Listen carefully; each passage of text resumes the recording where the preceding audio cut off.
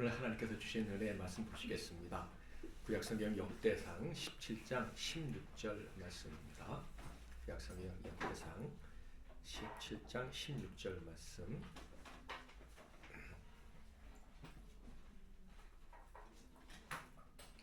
우리 다 같이 한 목소리로 읽겠습니다. 영상을 참조하실 분들은 참조하십시오. 시작. 다윗 왕이 여호와 앞에 들어가 앉아서 이르되 여호와 하나님이여, 나는 누구이며 내 집은 무엇이기에 나에게 이에 이르게 하셨나이까. 아멘. 오늘도 예배전에 오신 여러분을 진심으로 환영하고 또 축복합니다. 우리 옆에 계신 분들과 인사 나누겠습니다. 사랑하고 축복합니다. 오늘은 나와 내 집이 무엇이기에, 나와 내 집이 무엇이기에 라는 제목으로 하나님 말씀을 상고하겠습니다.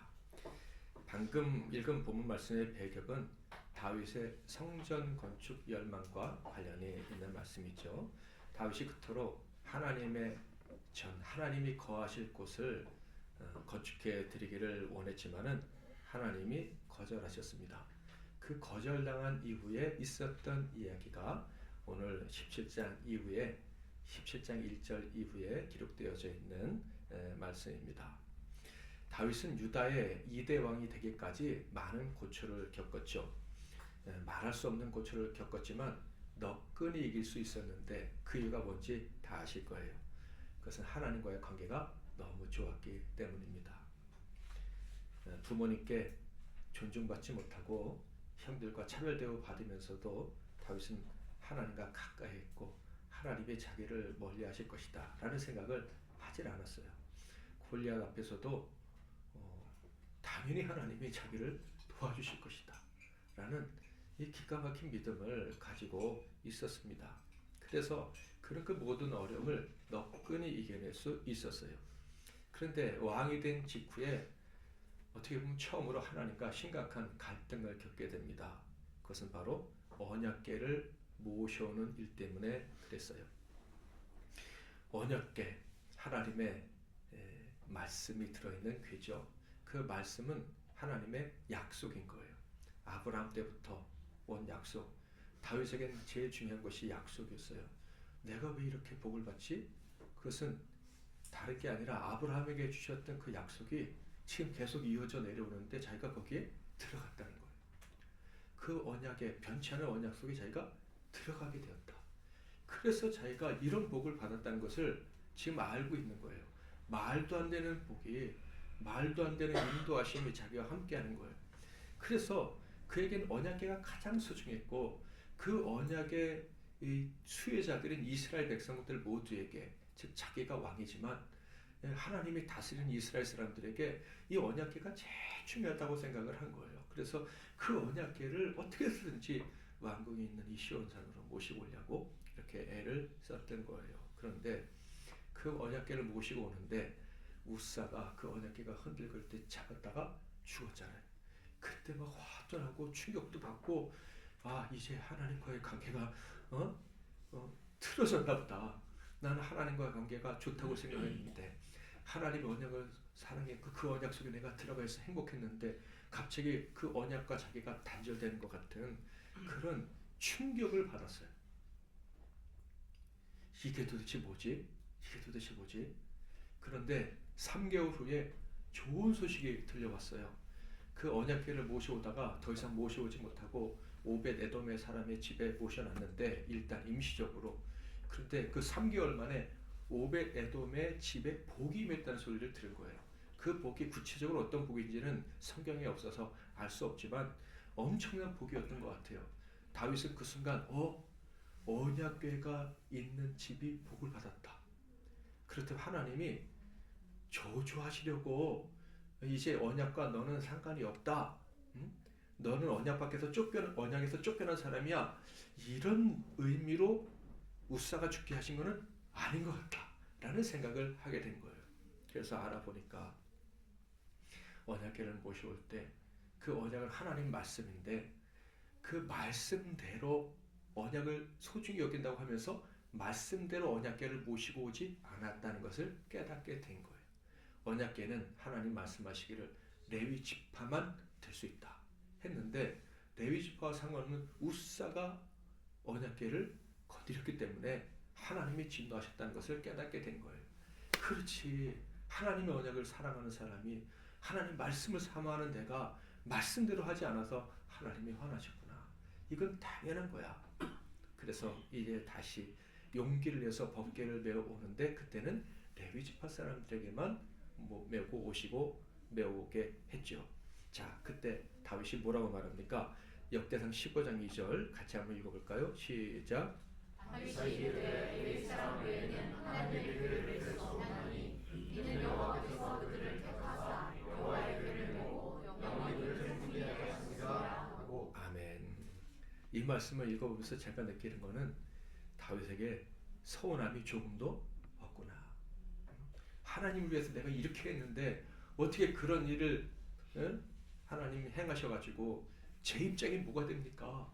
백성들에게 하나님의 법궤가 우리에게 제일 소중하다, 하나님 말씀이 제일 소중하다, 그걸 가르쳐 주려고 했는데 아유 아닌가 봐요 하게 만들고, 사람까지 죽고, 왜 이런 일을 벌이셨습니까? 하는 것에 대한 서운함이 전혀 없고, 오히려 하나님을 향한 사랑과 감사와 감격이 넘쳐났다는 것을 발견할 수가 있어요.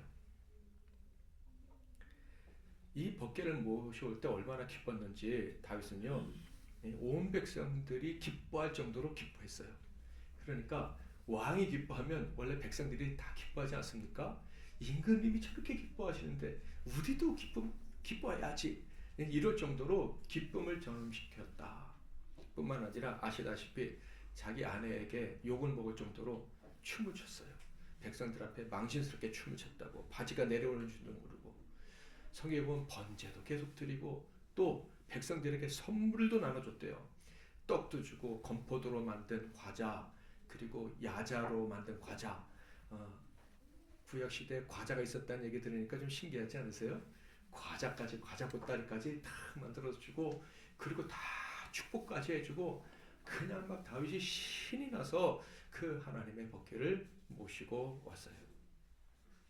그리고 이 아삽에게 명령을 내려가지고 하나님을 향해 멋진 찬양을 올려드리라, 그렇게 찬양했는데 그게 16장에 기록되어 있는데, 16장을 읽어보면은 무슨 생각을 하게 되냐면, 나도 이렇게 하나님을 사랑하며 찬양할 수 있을까? 나도 이렇게 하나님을 기뻐하며 노래할 수 있을까? 다윗이 어떻게 이렇게 하나님을 기뻐하고 사랑하며 노래했을까? 라는 생각이 들 정도로 그냥 온 마음을 다해서 사람이 할 수 있는 최고의 표현을 다 동원해서 하나님을 찬양하는 것을 발견할 수가 있어요. 이런 다윗이 다음과 같이 느끼지 못했다면 그건 이상한 일이겠죠. 무엇을 느꼈을까요? 17장 1절 말씀 시작. 다윗이 선지자 나단에게 이르되 거주하거늘 여호와의 회장하게 도다. 자기가 거주하는 곳보다 하나님의 말씀이 하나님 자신이잖아요. 그 하나님이 거주하시는 곳이 초라하다 이거예요. 이래서는 안 되지. 그래서 하나님의 전을 건축해드리자, 이런 생각을 하게 된 거예요. 그 생각을 선지자 나단에게 얘기했더니 선지자 나단이 좋은 생각이십니다. 왕의 안에 하나님이 늘 계시니까 하나님 주신 생각인 것 같습니다. 그러니까 그 성전을 건축해 드리십시오, 이렇게 얘기를 했어요. 그런데 그 밤에 하나님께서 나단에게 나타나셔서 말씀을 하시는데, 그 내용은요, 다윗에게 찾아온 두 번째 하나님의 거절과 같은 거예요. 법궤를 모시고 오는 것을 거절을 하셨던 것처럼 성전을 짓는 것을 거절하신 것 같은 그런 느낌이 드는 말씀이었어요. 자, 17장 4절에 보면 가서 내 종 다윗에게 말하기를 여호와의 말씀이 너는 내가 거할 집을 건축하지 말라. 그리고 아시다시피 왜 건축하면 안 된다고 하셨어요? 다윗이 피를 많이 흘렸기 때문에, 다윗의 손에 피가 묻었기 때문에 성전을 건축할 수 없다라고 말씀을 하신 거예요. 그러니까 다윗이 참 많은 실망을 할 수가 있었을 것 같아요. 그런데요, 17장을 쭉 읽다 보면은 오늘 본 말씀 17장 16절에 딱 도달해 보면 기가 막힌 장면이 등장을 합니다. 제가 가장 좋아하는 말씀 중에 하나인데요. 다윗이 하나님의 성전에 탁 들어가 앉아가지고 아마 지금 기가 막힌 감정을 가지고 말로 형용할 수 없는 어떤 감정을 가지고 기도의 자리에 막 끌려간 것 같아요. 기도할 수밖에 없는 이 벅찬 감정을 가지고 아버지께 나아간 것 같아요. 자, 16절 같이 한번 읽어보겠습니다. 시작. 다윗이 여호와 앞에 들어가 앉아서 이르되 여호와 하나님이여 나는 누구이오며 내 주는 무엇이기에 내게 이르게 하셨나이까. 아멘.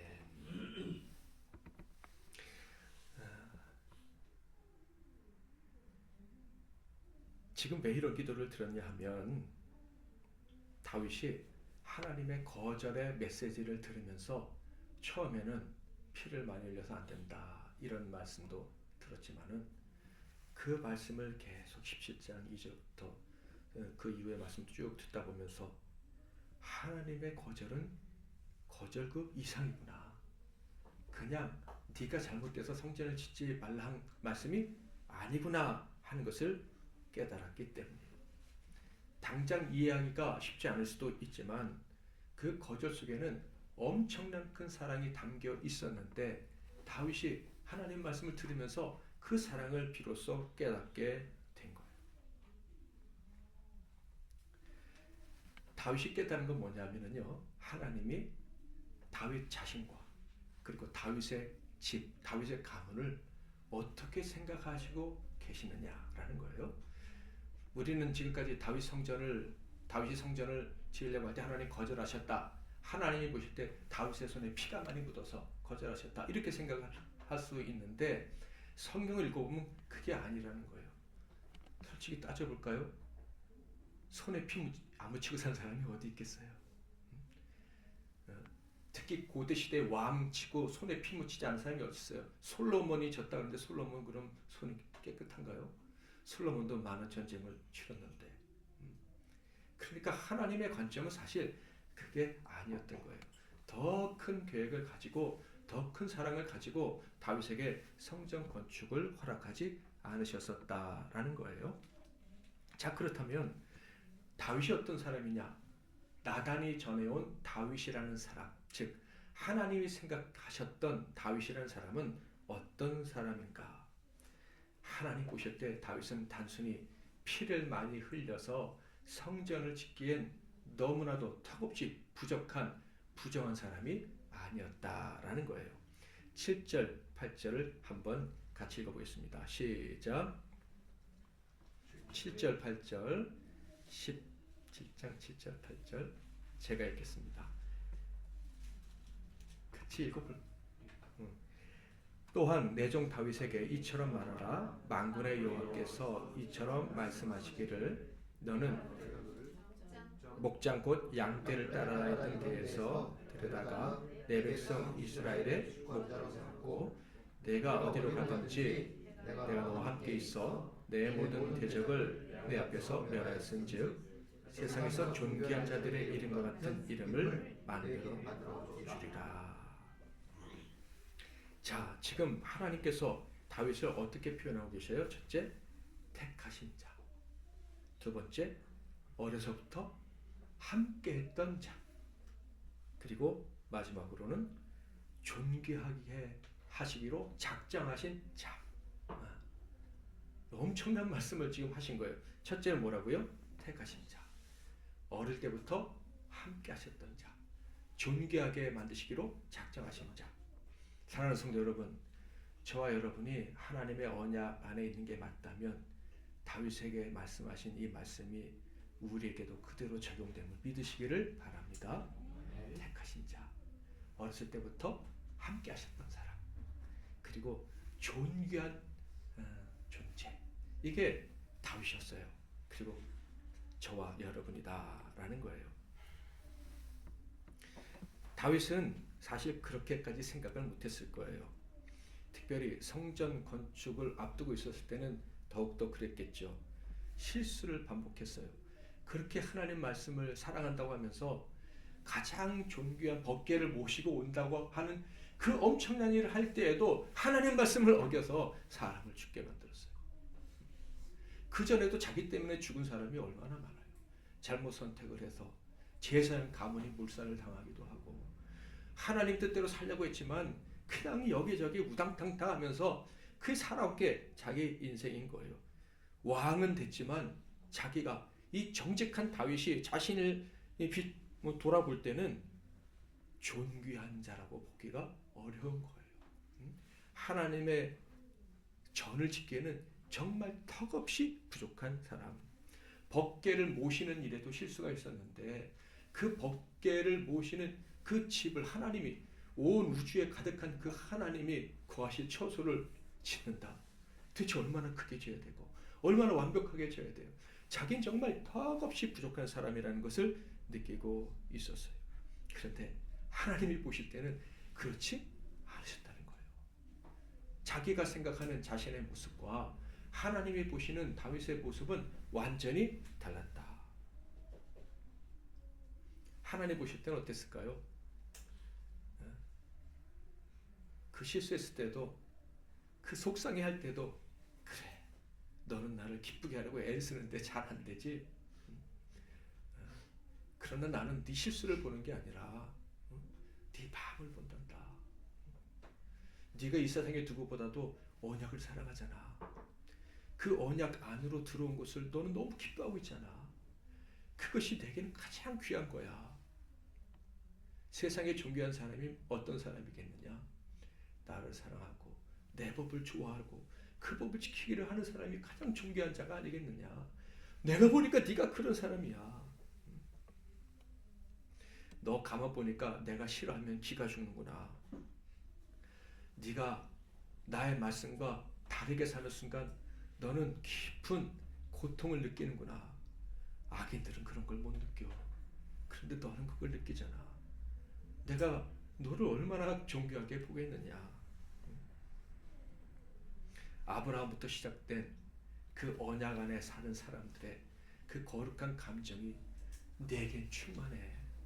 그러니까 너는 나에게 너무 소중해. 너는 어렸을 때부터 그랬어. 그런데 지금도 그렇고. 그래 난 널 존귀하게 만들어줄 거야. 이런 말씀을 하신 거예요. 법궤를 모셔오고 찬양을 불러드렸다 그랬잖아요. 그 찬양의 가사에 보면 이런 게 있어요. 좀 긴데 제가 읽어볼게요. 16장 12절부터 17절. 그의 종 이스라엘의 후손 곧 택하신 야곱의 자손 너희는 그의 행하신 기사와 그의 이적과 그의 입에 뭐죠? 법도. 이제 하나님 말씀과 관련된 단어들이 나오면 한번 생각을 해보세요. 그는 여호와 우리 하나님이시라. 그의 법도가 온 땅에 있도다. 너희는 그의 언약 곧 천대에 명령하신 말씀을 영원히 기억할지어다. 이것은 아브라함에게 하신 언약이며 이삭에게 하신 맹세이며 이는 야곱에게 세우신 율례 곧 이스라엘에게 하신 영원한 언약이라. 찬양 속에 하나님의 말씀, 언약, 법도 이것들이 얼마나 많이 들어가 있어요. 그냥 수없이 반복되어 있잖아요. 다윗이 제일 좋아하는 게 그 하나님의 언약 안에 내가 들어갔다는 거예요. 하나님의 약속 속에 나와 이 민족이 들어가 있다는 거예요. 그것이 다윗에게 가장 소중한 거예요. 그래서 법궤가 소중하고 그 법궤를 모시는 하나님의 집을 지어드리는 게 다윗에게 가장 소중했다라는 거예요. 다윗이 담대했을 때는 언제인 줄 아십니까? 하나님의 언약을 붙잡고 나갈 때. 다윗이 초라하고 힘들어하고 절망에 빠졌을 때는 자기도 모르게 언약을 어겼을 때, 말씀을 어겼을 때, 그때 비참함을 느꼈어요. 다를 때 초라해지지 않았다 이 말이에요. 하나님 보실 때 다윗이 너무 좋은 그런 삶일 수밖에 없는 게, 다윗은 세상 사람들과 다르게, 죄인들과 다르게 언약을 소중히 여기는 사람인 거예요. 아담과 하와가 언약을 깨뜨려서 죽었잖아요. 이 죄인들은 다 언약을 그냥 쉽게 깨뜨려버리고 합리화하고 그냥 자기 이익을 위해서라면 언제나 깨뜨릴 수 있는 게 언약인데 다윗은 그게 아니었어요. 그래서 어떻게 했어요? 사울이 그렇게 자기를 죽이려고 해도 다윗은 사울에게 충성을 맹세했기 때문에 절대 그에게 칼을 안 대잖아요. 왕이 된 다음에도 요나단과 맺은 언약 때문에 그 전임 왕조의 그 씨를 다 말려버려야 되는데 절대로 그렇게 안 하고 그 무비보셋과 함께 요나단 아들과 함께 평생 같이 식탁에서 밥을 먹잖아요. 심지어 무비보셋이 배신했다는 누명을 썼을 때도 처단하지 않고 왜 그랬느냐? 결국 그 누명을 벗겨주고 같이 하잖아요. 하나님 보실 때 가장 존귀한 인간은요, 다른 게 아니라 언약을 소중히 여기는 사람이에요. 하나님과의 약속, 사랑과의 약속, 그것을 위해서 어떤 손해를 보더라도 끝까지 책임을 지는 사람, 그런 사람이 가장 하나님께서 보실 때 존귀한 사람이에요. 나단의 말이 바로 그거예요. 너 실수 많고 별 볼 일 없고 네 그릇이 너무 작은 것 같다고? 내가 볼 때 너의 가치는 거기에 있는 게 아니라 하나님의 언약을 소중히 여기는 마음이야. 하나님의 말씀을 생명처럼 여기는 그것이 내겐 가장 귀한 거야 라고 하나님이 말씀해 주신 거예요. 다윗은요, 하나님께 이렇게 언약을 받았을 뿐만 아니라 그 언약이 영적 가문에게 대대로 이어지는 것임을 알았어요. 아브라함에게 주신 언약이요, 다윗에게까지 이르렀고 그 언약을 다윗이 붙잡으려고 그렇게 애를 쓰는 이유는 그 언약이 계속 이어져 내려가야 된다는 것을 알았기 때문인 거예요. 사람에게 주신 복은 이 하나님의 언약 안에 사는 것 외에는 없다는 것을 다윗은 분명히 믿었기 때문이에요. 그러므로 다윗을 존귀하게 여기셨다라는 말은 다윗의 가문도 존귀하게 여겨주셨고, 그리고 아브라함의 후손이 더 범위를 넓히면 이스라엘 민족 역시도 하나님이 존귀하게 여겨주셨다. 이것을 다윗이 깨닫게 된 거예요. 사실 나와 나의 집이 무엇입니까? 라고 하나님께 기도할 때 그의 집이 사실 초라했죠. 다윗의 아버지 이새는 영적 안목이 없어서 하나님이 가장 아름답게 보시는 다윗을 절대로 아름답게 보지 않고 그 모든 아들들 중에 최하로 여기고 있었어요. 다윗 아내 미갈은 어땠습니까? 다윗이 사랑해서 결혼한 아내 미갈은 하나님의 법궤를 모시고 보면서 다윗이 좋아서 춤을 췄는데 집에 들어오니까 조롱해요.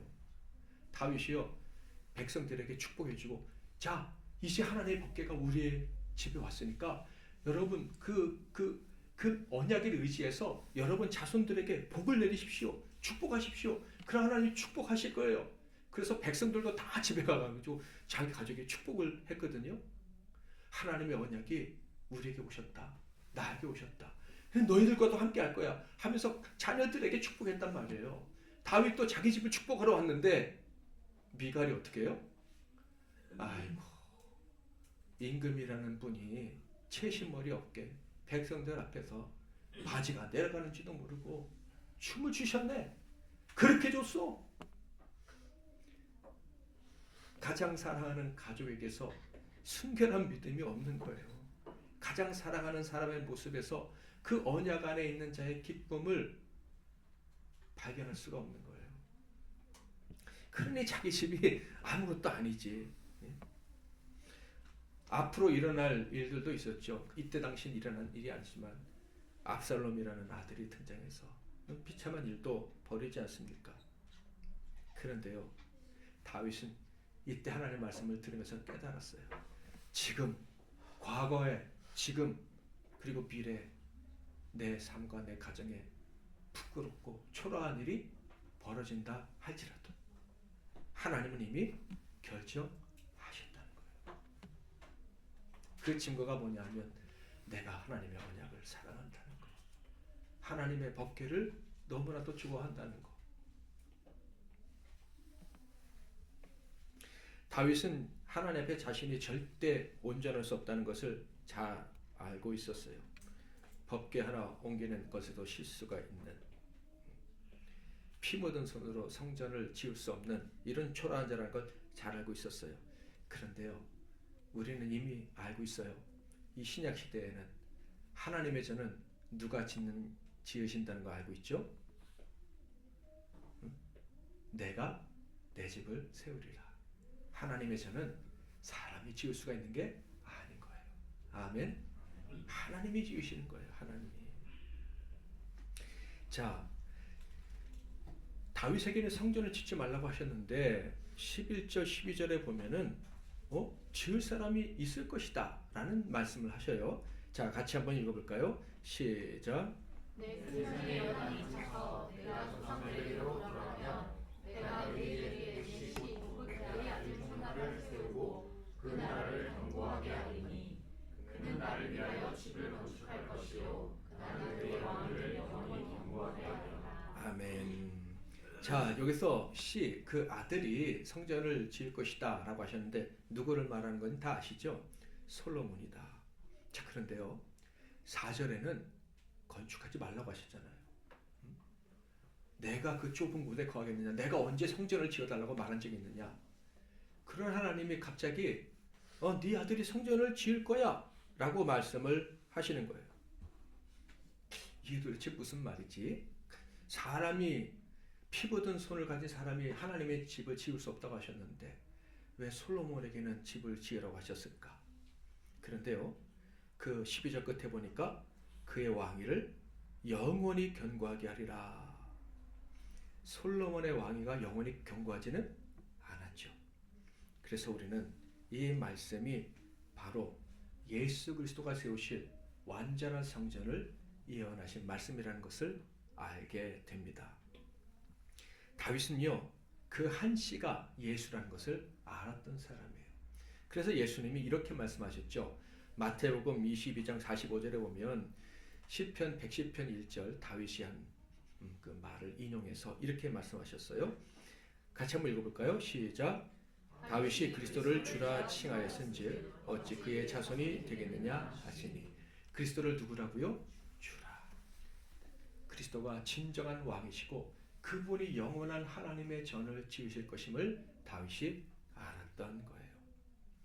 다윗이 이 모든 것을 깨닫고 나서 비로소 하나님이 성전을 짓지 말라고 하신 이유, 그는 완전한 성전을 주시기 위함이라는 거, 완전한 그 언약에 사로잡힌 인생이 다윗과 그의 후손들이 될 수 있다는 것을 하나님이 알려주시니까 비로소 다윗이 성전에 들어가서 하나님께 기도하기 시작한 거예요.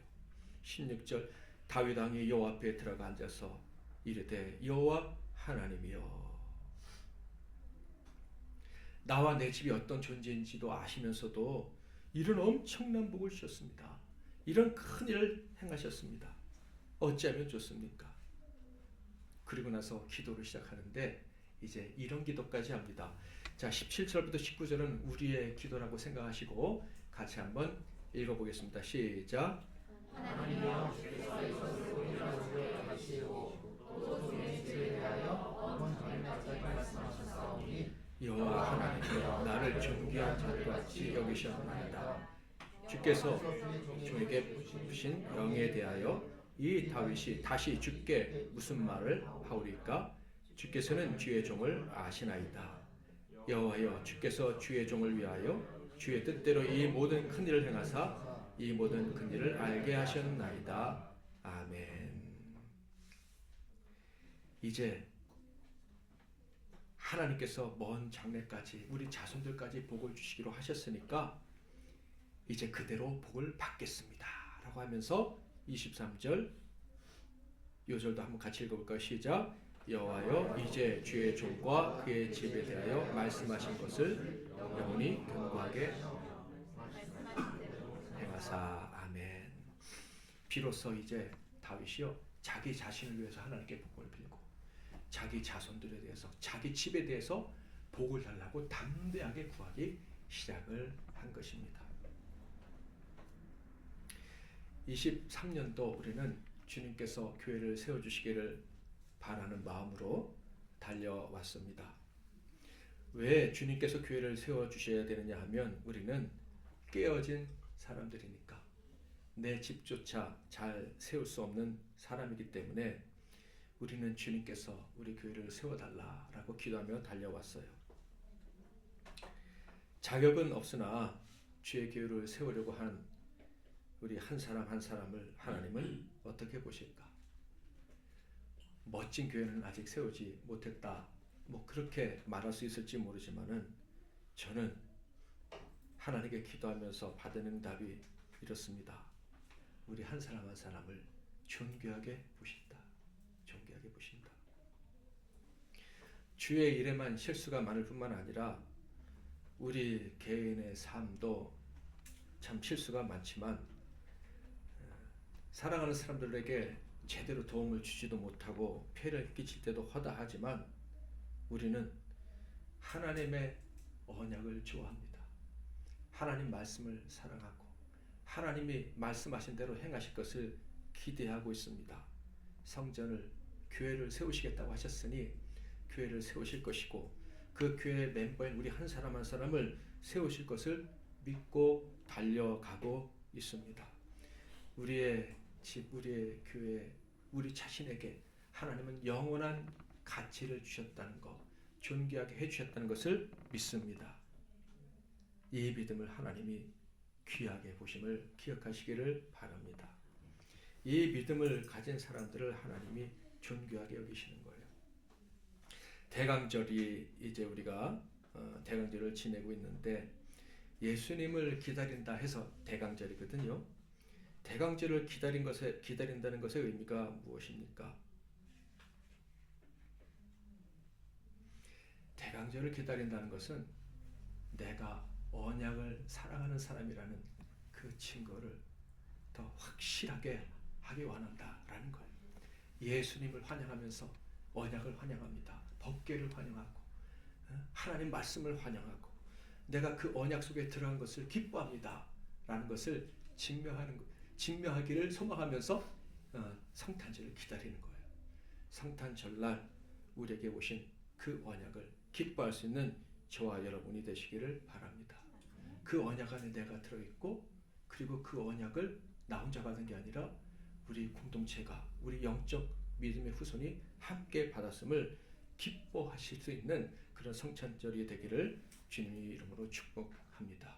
여러분, 나는 누구인가? 라고 물을 때 다윗처럼 언약, 즉 그 예수를 가장 기뻐하는 사람이라고 고백할 수 있기를 바랍니다.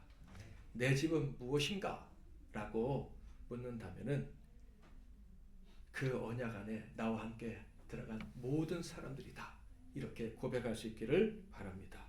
사랑하는 성도 여러분, 대강절에 우리 주님을 더 깊이 생각하시고 예수님을, 그 언약을 온전히 받아들이심으로 이제 아버지 앞에 나아가서 언약 안에 있는 나, 어렸을 때부터 함께 하셨고 언제나 나와 동행하시며 존귀하게 여기시는 내가 하나님께 담대히 기도합니다. 응답해 주옵소서. 기도하시기를 바랍니다. 복을 주시옵소서. 은총을 베풀어 주시옵소서. 세상에서